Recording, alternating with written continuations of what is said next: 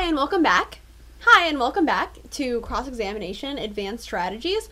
This is the third video about cross-examination, which is part of my Novice Debate series, Go Fight Win. My name is Callie Chappelle, and I will be talking through Cross-Ex today.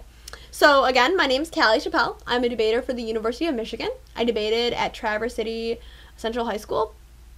I am a 2N, 1A, and I really like utilizing the Pit of Doom to get solvency for my cheating counterplans. You'll learn what this means in a sec. Alright, so how do you make the most out of these videos? First, you should take notes and rewatch bits that you need re-explained. Hopefully, we'll have worksheets and or supplemental material that go along with the video, so check out the video description. Next, you don't need to memorize it all. Just be at least familiar with everything in the video, because it's a building process. And finally, your coach may like things differently, or you may like to debate in a different style. That's totally okay and valid. This is not an end-all be-all. It's just a starting point. Alright, so quick review. We have had two parts of Cross-Ex before this. First is one covering the basics. What is Cross-Ex? When is Cross-Ex? And then AF and NAG basics. Second part is conquering Cross-Ex. So novice pro tips for Cross-Ex, and then Cross-Ex strategies for every speech that has a Cross-Ex. So this video is talking about more advanced strategies. So I'm going to go through a couple of those strategies, and then the second part of the video is the 6 people you don't want to meet in Cross-Ex. So I've kind of personified things that you don't want to do in Cross-Ex in a fun BuzzFeed style way. Alright, so Cross-Ex strategies. First is the Cross-Ex Pit of Doom. So here's a Pit of Doom, and we're going to drop our opponents in there. So, shout out to Brian Rubai for coining this term. He's actually coined a lot of terms here in the Cross-Ex video, so he's a pretty cool guy. So this is what the Cross-Ex Pit of Doom is. It's trying to get your opponent to concede something super important by hiding your question in something they think is unrelated. So for example, this is if you want them to explain the effects of the plan. The effects of the plan is more important than the mechanism for process counterplan competition, or to show that the process counterplan solves the advantage, even if it doesn't do the same mechanism. So you could ask, like, how does the plan have a big enough impact to solve the advantages? It must do a lot to get other countries on board. So you're trying to get them to concede the plan action, not the mechanism, solves the advantage. So an example is like, if they have some kind of like modeling advantage and you want to read a process counter plan that does the plan through a different process, then if you get them to concede that it's just like the end result of the plan regardless of the mechanism that gets people to come on board, then if you change the mechanism of the plan, it still solves the advantage, so they can't garner some kind of solvency deficit based off of that particular solvency mechanism.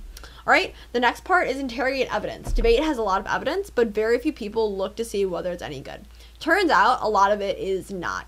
So there are 2 different things you can do, or actually 3 big things. First is look at ununderlined portions of evidence. A lot of the time it actually has conflicting information. A great place, like I said earlier, to do this is solvency evidence on the case, because oftentimes like on the ununderlined parts they'll be like, well, we've never actually tried the F, but we think it'll work maybe if like we do 7 other things with it, and then you're just like, no, the F doesn't solve. The second part is you should look to see if the evidence is cut out of context. This is especially prevalent on the politics DA, where they're like, oh yeah, Obama's pushing for this bill, it's like he's running with scissors, and then that's like it's like ambiguous what running with scissors means, and then so they tag it like, oh, that means Obama's pushing the plan, but in actuality, if you read the entirety of the article, it actually means that like Obama's running with scissors to like stab his own party. So you should definitely look and see what the context of the evidence is. And finally, it's author qualifications. A lot of crazy authors, especially impact authors, are like not qualified at all. So you should see if the author is writing in his or her field of study. You should think about whether the author would be motivated to say a certain thing. So, for example, does the author that says that NASA is good work for NASA, right? So they'd have an incentive to say one thing about NASA.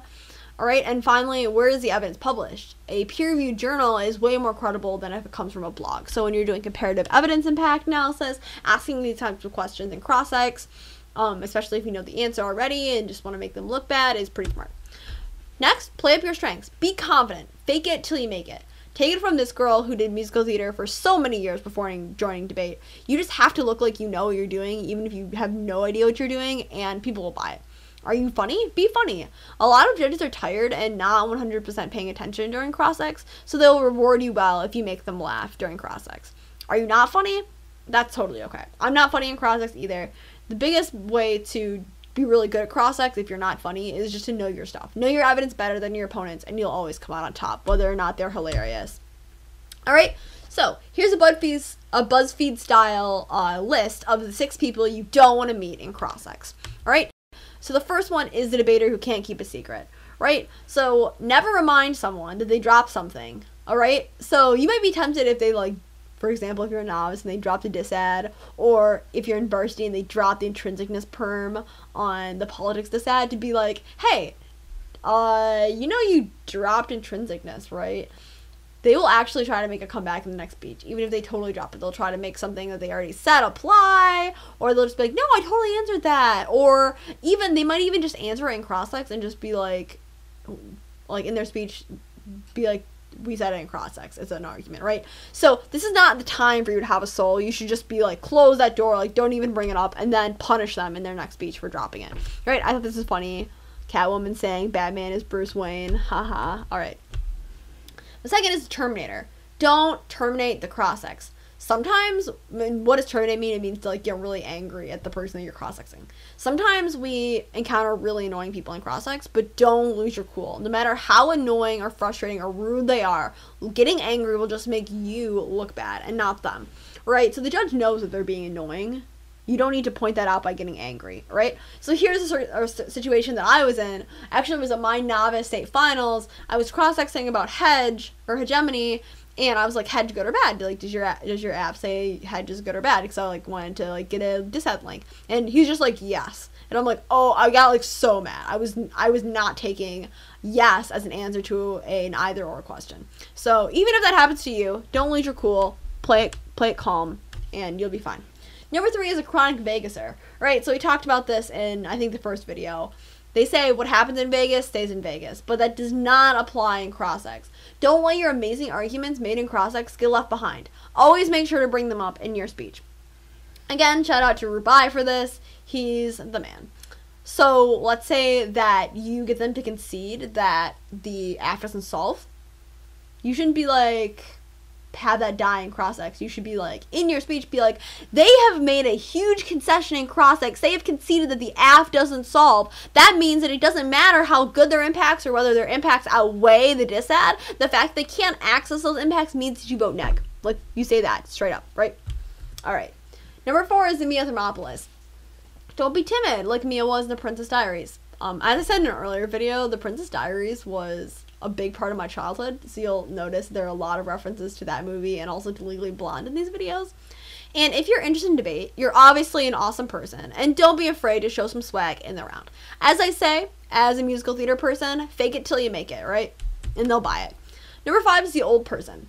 Debaters get in this really bad habit of saying, could you repeat that, when they ask a question that you know they have heard, but they just, like, don't know how to answer. So, like, let's say that someone's cross-exing you and they ask, like, a really long, complicated question, or, like, a question that you, like, just don't want to answer. A lot of debaters have, like, this terrible habit, and they'll just be like, what? Like, I didn't hear you. Could you repeat that, to, like, give themselves more time to answer? We all know that you heard it. You're not an old person. Like, just answer the question. Or just be like, I don't know. And number 6 is the Fillibuster-Buster, right? So here's a picture of Ron Paul doing filibustering in Congress.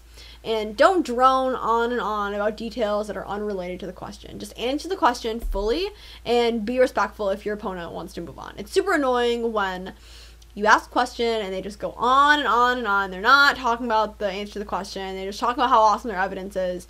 And you're just like, this is clearly not responsive. And you're like, I need to move on. And then they just don't move on. So don't be that person. Just be respectful of your opponent and answer the question.